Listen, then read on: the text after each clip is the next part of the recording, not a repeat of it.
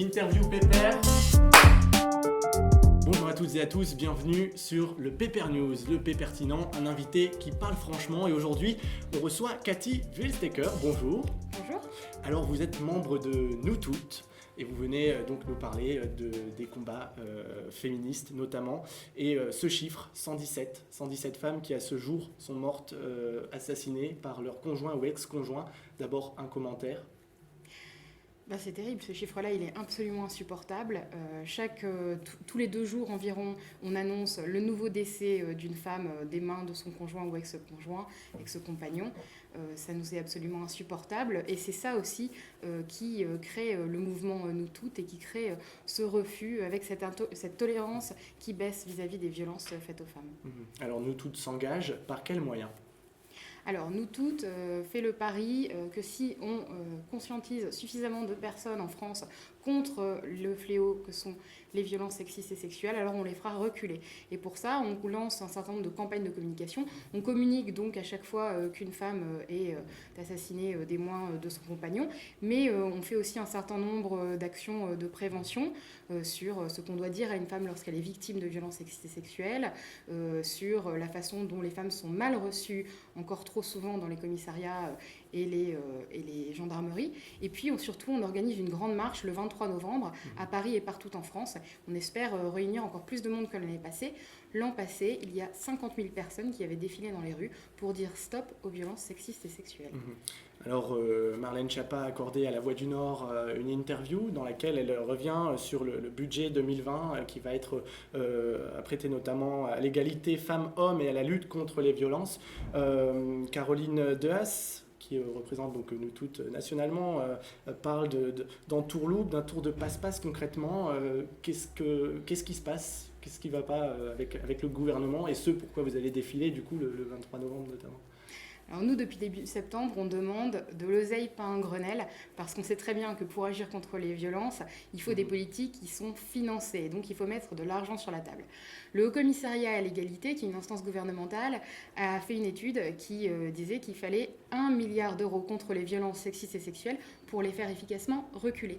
Que fait Marlène Schiappa aujourd'hui ? Elle dit il y a 79 millions pour les violences, mais attendez, les 544 millions pour l'ensemble du budget égalité vont être augmentés, vont être quasiment doublés, et donc ça fera 1 milliard. Mais 1 milliard pour l'ensemble du budget du secrétariat d'État à l'égalité, ça ne fait pas 1 milliard contre les violences, et on comprend bien que c'est insuffisant. Et puis surtout, dans les sommes comptées, il y a effectivement ce passe-passe comptable qui consiste à prendre de l'argent, par exemple, qui est sur le poste de l'éducation nationale, en disant « mais finalement les professeurs, ils forment à l'égalité, donc on peut dire qu'une partie de leur salaire, c'est de la lutte contre les violences sexistes et sexuelles. » Ce n'est évidemment pas vrai et on trouve ça absolument cynique quand on voit les chiffres de violence. Vous le disiez, 117 femmes tuées des mains de leurs conjoints depuis le début de l'année, mais aussi une étude qui est sortie ce jour sur les violences sexuelles subies par les enfants qui, en moyenne, ont lieu pour la première fois à l'âge de 10 ans. Face à ce chiffre-là, on refuse ce cynisme de faire des annonces qui ne sont en réalité que du camouflage. On refuse ces effets d'annonce de la part de Marlène Schiappa, secrétaire d'État à l'égalité, et de la part de Gérald Darmanin, ministre du budget et des comptes publics. Selon vous, c'est pas assez précis dans les comptes, parce que c'est quand même un geste.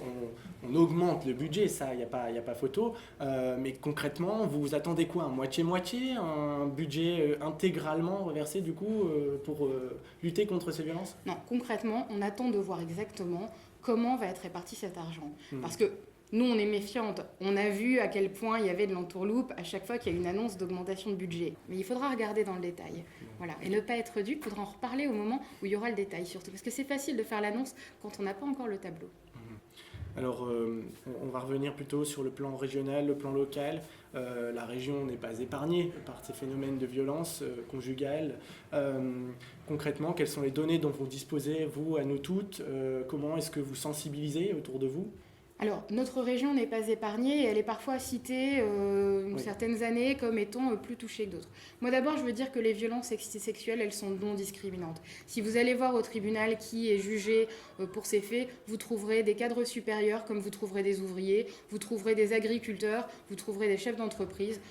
Voilà. Au niveau local, nous on soutient les associations, elles font un travail de terrain formidable, il faut leur donner plus de moyens. On est là aussi pour mettre le focus sur l'action de ces associations qui, à chaque fois qu'il y a une grande marche avec beaucoup de personnes qui se mobilisent, gagnent un peu en force et retrouvent un peu plus de monde dans leur rang, enfin en tout cas on l'espère.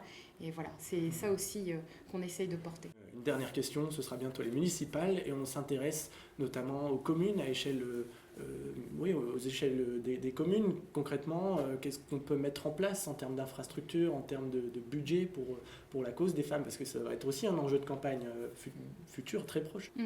Alors, au niveau communal, évidemment, on ne peut pas mettre la même chose en place quand on est dans une très grande ville ou quand on est dans un petit village. Par contre, ce qu'on peut faire déjà, c'est s'assurer que dans les écoles, les instituteurs soient formés à ces questions. Autre chose qu'on peut mettre en place quand il y a des commissariats municipaux, des polices municipales dans les communes, là aussi, on peut exiger que l'accueil des victimes soit correct pour toutes les victimes.